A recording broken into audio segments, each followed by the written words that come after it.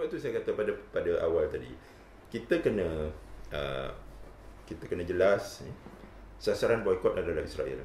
Sasaran boikot bukan syarikat-syarikat. Sasaran boikot bukan pengguna. Sasaran boikot bukan pekerja syarikat-syarikat tersebut. Kita nak lancarkan kempen boikot ni supaya syarikat-syarikat ni merubah polisinya. Ya? Supaya kita boleh terus menggunakan perkhidmatan mereka, kita boleh terus menggunakan produk-produk mereka. Itu matlamatnya. Ya? Dan kalaulah maknanya kita menggunakan alasan, kalau kita boikot syarikat-syarikat ini, ianya akan menjejaskan rakyat sendiri, ianya akan menjejaskan menjejaskan ekonomi. Mungkin itu sebahagian daripada kesan yang kita perlu terima untuk mencapai matlamat yang lebih besar lagi. Sebab sebenarnya bila kita melancarkan kempen boikot ni, ini adalah syarikat-syarikat multinational corporation. Contohnya McDonald, ya.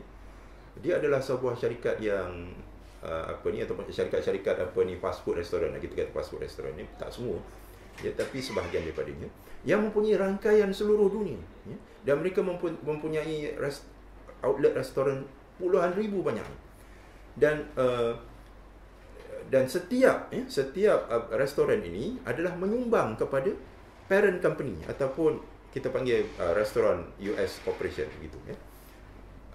Dari sudut membayar yuran, franchise dan sebagainya. Jadi kita boleh bayangkan berapakah hasil daripada bayaran yuran ini ataupun peratus keuntungan yang mereka dapat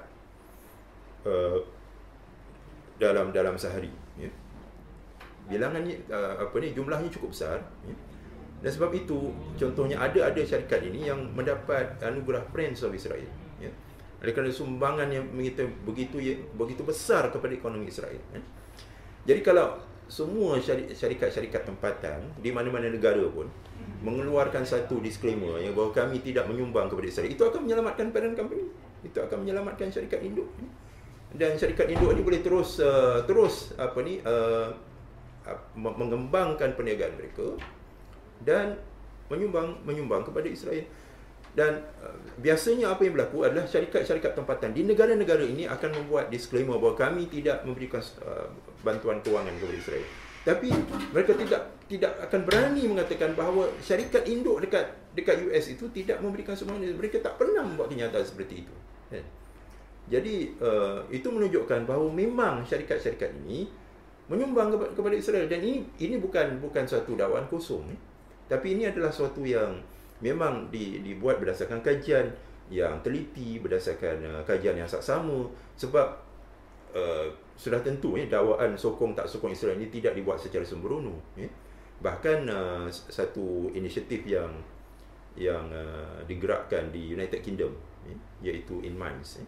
Dia telah menyenderaikan semua syarikat-syarikat ini, dan setakat ini kami tidak pernah mendengar InMinds disaman oleh syarikat-syarikat. Itu menunjukkan bahawa mereka tidak akan berani untuk menyaman inisiatif ini. Kerana apa?